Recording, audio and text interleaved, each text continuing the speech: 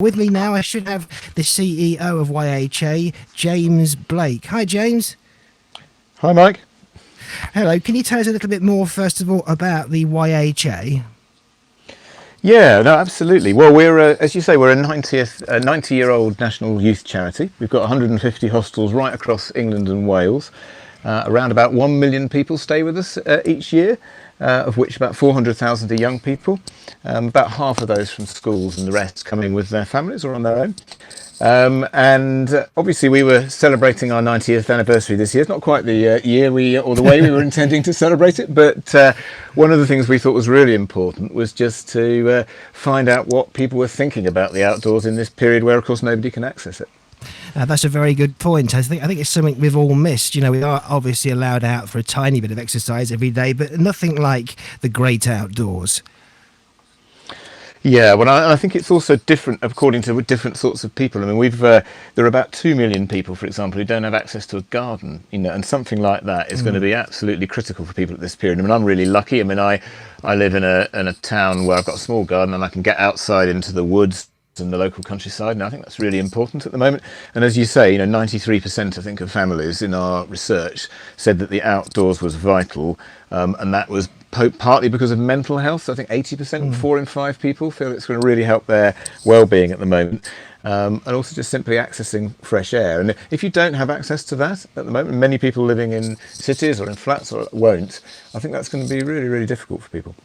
Well, I think you've hit the nail on the head then. I mean, for a lot of people who live in densely built-up urban areas, if you do go out for your exercise during the day, you always have a risk of bumping into people and you're supposed to be socially distancing. You can't find any space. And, of course, you're not actually allowed to drive anywhere of any distance to find the countryside either, are you?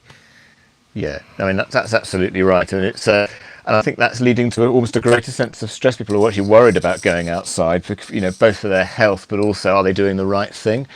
And so, that's just going to add to, I think, that sense of it being a very difficult time for people to get those things that are critical for us all, really, aren't they? Just keeping us kind of feeling sort of happy and healthy. Now, at the moment, youth hostels, I dare say, are closed to the general public, but I gather that some of them are being used for different purposes at the moment. Yeah, right. So we've got all of our hostels, unfortunately, but necessarily are closed for our usual use at the moment till the end of July. But what we've said is we're offering those hostels up for the NHS and for councils and the government, so that we can help with the national fight against the virus. So we've got about 10 at the moment that are being used mainly for councils who perhaps needed to help with vulnerable people or key workers or those people who perhaps haven't got accommodation at the moment. So, and so we're really happy to do that as a temporary measure just while we can't use them for other purposes. And is that what Project 90 is, or is that something else?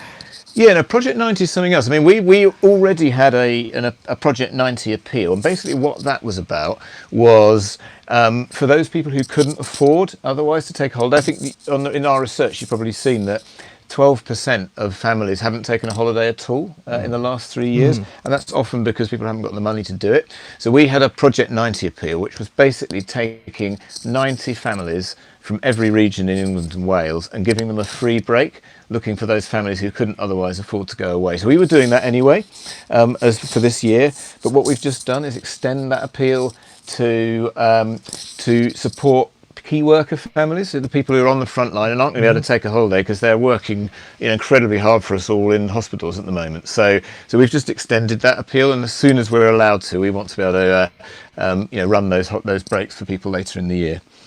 Now, of course, it's a big anniversary for the YHA this year, and obviously some celebrations have been postponed, but presumably when the pandemic is over, or at least manageable, everything will be back into full swing and you can celebrate again. Yeah, exactly. I mean, we had a whole range of local and national events planned. It's not the right time to do those now, but we will do them again. We've got a whole year, so hopefully we'll be able to do those at the back end of the year.